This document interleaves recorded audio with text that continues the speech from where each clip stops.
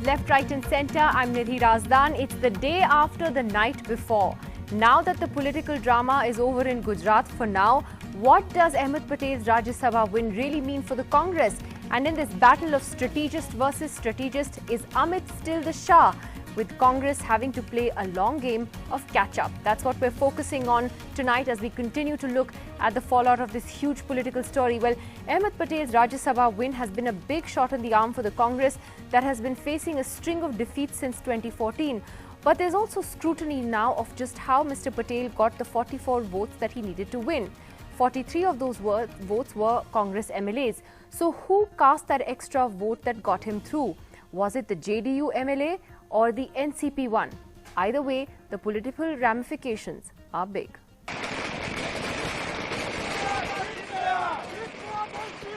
I am happy, but at the same time I thank my MLAs, my leadership and rank and file and my Congress worker. The morning after a late night win, the celebrations continue for Ahmed Patel. But in the political drama that was played out, it was not just the disqualification of the two Congress MLAs that helped Ahmed Patel win. The Congress claims it had secured votes of 43 of its MLAs, and the remaining crucial vote came from a non-Congress party. So who was it? Was it NCP's Jayant Patel or lone JDU MLA Chotu Asawa? Both claim they did. We have given clear instructions to both our MLAs to support Ahmed Bhai and vote for Congress. This is a rumor. This is a conspiracy. So NCP will not go with the BJP? Absolutely not. But given the numbers, one of them is not revealing the truth. Sources in Ahmed Patel camp revealed that it could have been Wasawa, as the NCP MLA had refused to follow the secret code that the party had decided to indicate that the vote had gone for the Congress candidate. It's an open ballot, but the rule says that secrecy of vote has to be maintained. So I cannot disclose who has voted and who has not voted for me. If it was the JDU, that means close ally, the NCP may have quietly betrayed the Congress while publicly promising the support of at least one MLA. If on the other hand it was the NCP, then the JDU may have wrongly expelled the state unit chief for rebelling against Nitish Kumar's diktat. There was one more factor in Ahmed Patel's win, the disqualification of two Congress MLAs. One of them seen in this video, reportedly showing ballot papers to unauthorized person. One of them, this man, Jamnagar MLA, Raghawji Patel, says he would challenge the EC order in the next few days. तो एकदम वो खड़े हो गए हैं, मेरे हाथ से वोट छीनने का प्रयत्न करा, तो मैं पीछे मुड़कर मेरा वोट मतपेटी में जल्दी से डाल दिया. A clear indication that the tremors from the Gujarat cliffhanger are far from over. In Gandhinagar with camera person Natwar Parmar, Rohit Ban for NDTV. Well, for Amit Shah, the bad news of Ahmed Patel's win came as he completed 3 years as BJP president today. The good news, of course, is that he's now a member of parliament and still has a pretty impressive track record despite losing Delhi and Bihar.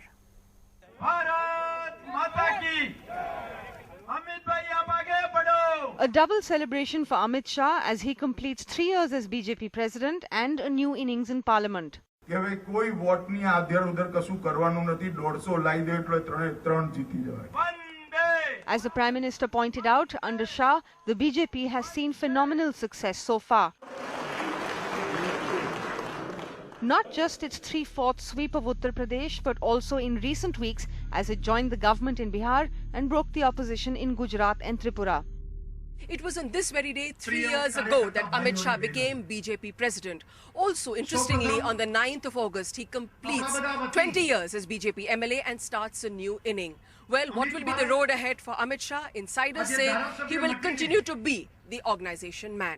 Being a party president, he contributed a lot in his presidency. The party expanded its membership. उन्होंने साफ कहा है स्वयं उत्तर प्रदेश की meeting में कि मेरी कोई रुचि नहीं है, मैं पार्टी अध्यक्ष के नाते, और हम भी जानते हैं कि आज पार्टी अध्यक्ष के नाते उनकी सफलता भाजपा की सफलता ही है. The Modi-Shah juggernaut, despite receiving a jolt in Ahmed Patel's win, isn't expected to slow down with their take no prisoners, win every election strategy, something a Congress MP admitted the opposition is still getting used to. His style is too abrasive, too violent for our taste. In his party, he is number one. In Parliament, he'll be one of the 235. And I'm sure in Parliament you're recognized for your speaking ability. Now, he can only impress us with his speaking ability. Up next, the first big challenge for Shah will be accommodating Waghela and his fellow Congress rebel MLAs in the Gujarat elections and winning Himachal Pradesh back at the end of the year, and then the 2019 general elections and beyond. मैं Bharatiya Janata party की आंतरिक लोकतंत्र का सबसे बड़ा उदाहरण हूं। Poster लगाते लगाते, नारे लगाते लगाते, जुलूस डंडा खाते खाते आज मैं इस विश्व की सबसे बड़ी राजनीतिक दल का राष्ट्रीय अध्यक्ष बनकर यहां आपके सामने। For 52-year-old Shah, the journey may barely have started.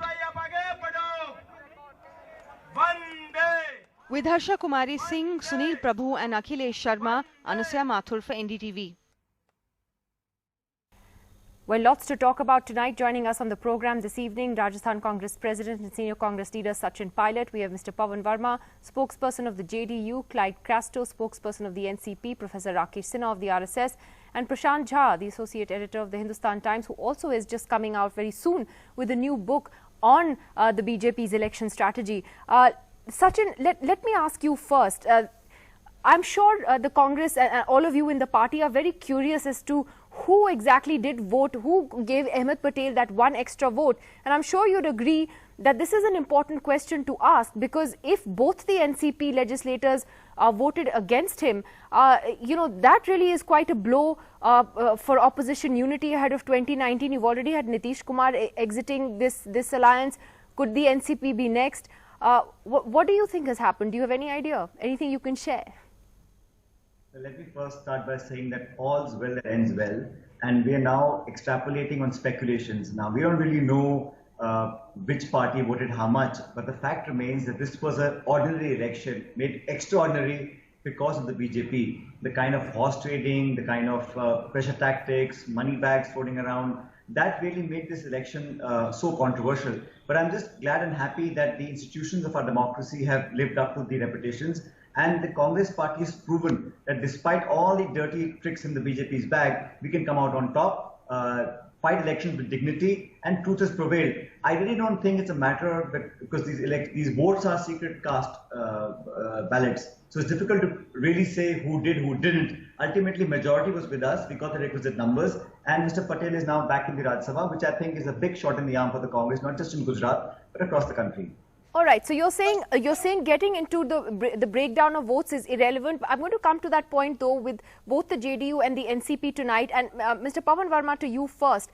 We've just done an interview with Sharad Yadav just a little while earlier. Vikram Chandra spoke to him, and Sharad Yadav A is very clear about the fact that he's parting ways with Nitish Kumar, and B, he is also clear that it was the JDU MLA that voted in favor of Ahmed Patel. That MLA has gone on record repeatedly saying that he voted in favor of Ahmed Patel. You've also sacked your General Secretary in Gujarat. This obviously means that your party is now, heading for a very serious split. I don't think the split is serious. Mr. Sharad Yadav has reservations about the recent decision taken by the National Party President, Mr. Nitish Kumar, and the JDU, including its legislative party. He is visiting Bihar. We will see how far he takes this and whether he will opt out of the JDU or there are ways in which his concerns can be accommodated. That's a matter we will leave to the future. As far as Gujarat is concerned, we had one MLA, Chotubai Versova, who apparently did vote in favor of the Mr. Ahmed Patel, contrary to the instructions issued by the party to vote for the BJP. He has said that in public, and action has been taken by the party against the General Secretary in charge of Gujarat. But the real point I want to make to you is that Mr. Ahmed Patel may have won the Rajya Sabha election, and I congratulate him for that. But it is a matter of concern for the Congress that instead of, I can understand relief, but this is not a moment of triumphalism. If a senior leader like Ahmed Patel, who is the chief aide of the Congress president and hails from Gujarat, scraped through to a Rajya Sabha seat by the skin of his teeth. I think the Congress must be aware of the fact that its affairs in Gujarat were on the point of unscrambling for several months now. You had Shankar Singh Waghela openly in rebellion. You had at least 7 other Congress MLAs who had opted out of the party. And by the way, I do not know about the allegations with regard to the seductions of the BJP, and these need to be proven. But the fact of the matter is that all of them said that there were things that were wrong with the functioning of the party in Gujarat. They had appealed to the party headquarters in Delhi to intervene, to take greater interest, and yet matters were allowed to drift to a point where 44 MLAs had to be transported to a lodge in Bengaluru in order to protect their fidelity. Those are very valid points you raised, Mr. Verma. But before I take that back to Sachin Pilot, my counter question to that is that it may not be a moment of triumphalism, or it's not, something that, the Congress can look back. I mean, just now we've got the news that they've sacked a number of the rebel MLAs in Gujarat. So the road ahead is going to be a rocky one. But at the same time, would you admit that the BJP just staked too much on this one Rajya Sabha seat? I mean, last night, you had these unprecedented scenes of Arun Jaitley, Nirmala Sitharaman, Piyush Goyal, Dharmendra Pradhan, Ravi Shankar Prasad, almost half the cabinet at the Election Commission, not one round, but at least two rounds that they were there. There was a lot of pressure that was being put on the Election Commission from both sides last night. Was too much placed at stake for this one Rajya Sabha seat for the BJP? Was that a mistake? No, I think that it was the candidate, Mr. Ahmed Patel, who was the reason behind the kind of interest in this election, where the senior most leaders of both the Congress and the BJP were petitioning the Election Commission. Mr. Ahmed Patel's defeat, should that have happened, would have only proven even more strongly that the Congress appears to be in disarray in state after state, and it would have been a fairly unsavory spectacle to see that happen in Gujarat to the chief aide and one of the most powerful leaders of the Congress, chief aide of Sonia Gandhi in Gujarat. So yes, I think that was what was at stake. Well, but to have the cabinet out in full force is really quite something. But Sachin, there are important points that Pawan Verma has raised before I open this up to the rest of the panel. He's right. It is not exactly a moment of triumphalism. It's a shot in the arm, certainly a morale booster for your party, which has, as we said earlier as well, faced a string of defeats. But you also have to deal with the reality of how divided you are right away in Gujarat, which has elections in a few months. But, even at the national level, the kind of challenges you face. Can I also add here that all of us have noticed that Rahul Gandhi has not tweeted congratulations to Ahmed Patel, and we're all wondering why. There's been speculation that they don't get along, but it's really rather odd that he's not even tweeted congratulations. He tweets on a lot of things.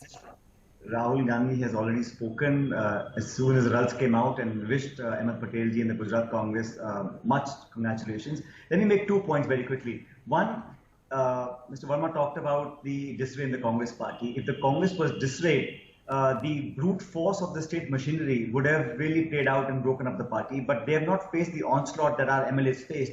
Threatened, raided, bribed, abducted, engineering defections to create a manufactured majority. The BJP is breaking TMC in other parts of the state. They're trying to break every opposition party. I think the Election Commission has done a great service to this country by reposing our faith in our institution. But the Congress party, I think, held its ground. You have no idea the amount of resources, the force of the state, of the government of India, the state government of Gujarat. All of them tried everything under the sun to make sure that defections happened. I think the MLAs and the Congress party deserve a pat on the back for holding out. Professor Rakesh Sinha, you've been very candid in your analysis. You were with us till midnight yesterday, painfully sitting through this entire drama. But in your assessment, when you look back, do you think so much should have been put at stake for the BJP, in this one election? Do you think it became a very personal battle between Amit Shah and Ahmed Patel? No, I don't think this was a personal battle, and there was nothing. There's no stake. BJP has no stake in that particular seat. Because the third candidate was BJP. BJP was hoping that third candidate should win. Every political party has natural right to hope so. But here you know about the Congress. Every political party has center of gravity. You can't say it was just another seat. Not when the cabinet was at the election commission fighting tooth and nail late into the night. No. Look, for a political party, they have to do all the efforts to win a seat, to defeat the opposition. But here, what I am telling about the Congress, every political party has center of gravity. That may be ideology, that may be a particular individual, that may be a family. Congress lost this center of gravity, the party without the center of gravity. You know, earlier it was ideology which attracted the people. Then it was the Congress organization and its legacy which attracted the people. At the third stage, at the last stage was the Nehru-Gandhi dynasty attracted the workers. Now they lost the attraction. That is the reason there is a disarray in the Congress. Congress is at the verge of balkanization. It is also true that there are regional leaders in the Congress who have scheduled following in the states, like Sachin Pilot or Jyoti Aditya Sindhya. They are people. But this dynasty won't allow such people to become a mass leader, to become a leader of a repute, because they deter. That is the reason that Congress lost the center of gravity. That Congress can't do soul searching unless until there is a ginger group in the Congress comes out and asks the 10 Janpath to have a negotiation with the workers and have some kind of internal democracy and internal arrangement. You know, earlier Arjun Singh was sometime working president of the party. Sitaram Kesri was the president of the party. Narasimha Rao was the president of the party. So Congress has to learn. So you're saying this Rajya Sabha seat this victory is a minor victory. There's a bigger problem that the Congress has to deal with. And before I come to Prashant to break down the analysis for us, let me ask the NCP, which I actually asked on Twitter today. When are you going to join the NDA then, Mr. Crasto?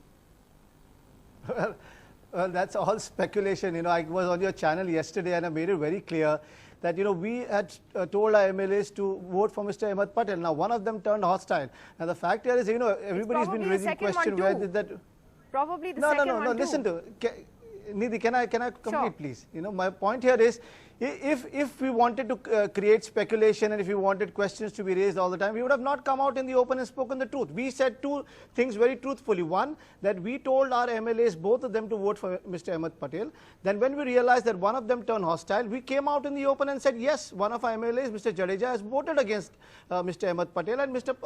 Boski Patel has voted. So if we were so clear and open about it, why is there so much speculation? You know, you could look at it this way, that the 44th vote, which is a very thing to do. Keep both sides happy. It's your perception. It's your perception, you know. I mean, it's your perception, but that's not, you know, it's a perceived perception which may not always be correct. That's the whole point. Secondly, yes, absolutely. That's a perceived perception because you believe in what you actually know. I mean, if somebody is going to talk about it and make a broha about a lot of things, it's not always the truth.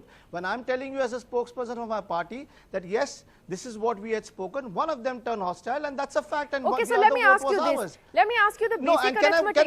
No, let me ask you the basic arithmetic. Okay, so Ahmed Patel is confident he got 43 votes of his own party MLAs, right? Yes. So where did that extra vote come from? The JDU, the MLA, the party, they are saying now even the party, the Nitish Kumar faction is saying their MLA has voted for Ahmed Patel, which means that the NCP, both the MLAs voted against him.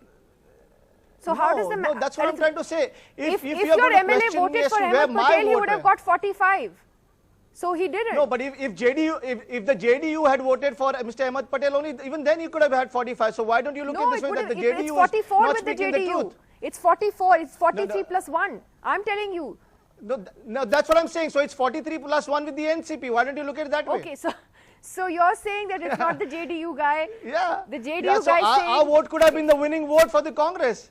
Well, this... Can I say one more thing quickly? Okay, Nidhi, can I say one more thing quickly? Yeah. One more. I mean, I kept, you know, was listening to Mr. Pawan Verma, and he's a very senior person, but the fact that he kept saying that, you know, the Congress is being triumphant of things like that. But let me put it this way. I mean, BJP is a party which was posturing like a team that could chase any score without losing any wickets. I mean, they lost a big wicket last night, and I'm sure Mr. Sachin Pilot would agree with me. They lost a big wicket last night, and you can never write anybody off. And Mr. Ahmed Patel has gone gone and scored a 6 on a last ball. So I don't think you can write him off there. All right, all right. I think that's an important point as well. And let me get Prashant Jha into this, because there are many takeaways as we can see. One would be, yes, don't write anybody off. What are the 2 or 3 things that you're taking away from this, Prashant?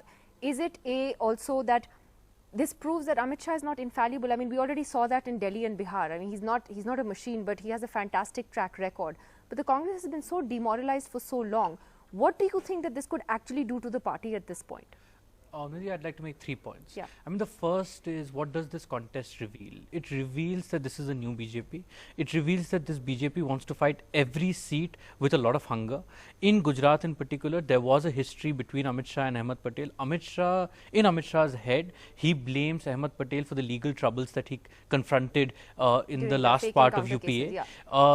And in the Rajya Sabha, BJP is in a minority. BJP does not have a majority, and every seat in the Rajya Sabha is important to them. I remember that in the final days of the UP campaign, when the Prime Minister Modi was campaigning in Banaras for 3 days, there were people who said this is a sign of nervousness. Why would he campaign? And one of the things that he told in aid was, har chunav jang hai. Every election is a battle for them. Which explains and, why the and that ministers explains went the last hunger. night. Now, in that process, they used both legitimate democratic means, fragmenting the opposition, but they also used and abused power at their disposal, which means state institutions. So that's the first key point, right? What the BJP did to win this election. The second is that if you just look at the outcome, this is a setback for the BJP. I mean, there is no doubt. They wanted to defeat Ahmed Patel. They were not able to do that. That he's back in Rajya Sabha is something that would be a personal setback for Amit Shah. But third, and I think this is really important, and this is where I would concur with Pavanji, is that even though this is a tactical victory for Ahmed Patel, and more for Ahmed Patel personally than for Congress institutionally, the fact is that in defeat too, BJP has succeeded in fracturing the Congress. The Congress today is a shadow of what it was even 4 weeks ago in Gujarat. The Congress had to take its 44 MLAs to Bangalore in times when North Gujarat is flooded. The Congress today, there is a serious BJP today, even today, looks more hungry and more ambitious than Congress. And Gujarat is headed for polls in 3 months. And Congress does not have a face. Congress does not have a narrative even now. And Congress organization, as we saw, is in trouble. So I think the overall picture is BJP was hungry. It overreached. This is a setback for them. At the same time, this does not reflect any resilience of the Congress or inner strength of the Congress organization. It reflects to a certain extent, goes to the credit of Ahmed Patel and the old guard that they were able to win, but they have a long way to go to even put up a formidable challenge in Gujarat itself.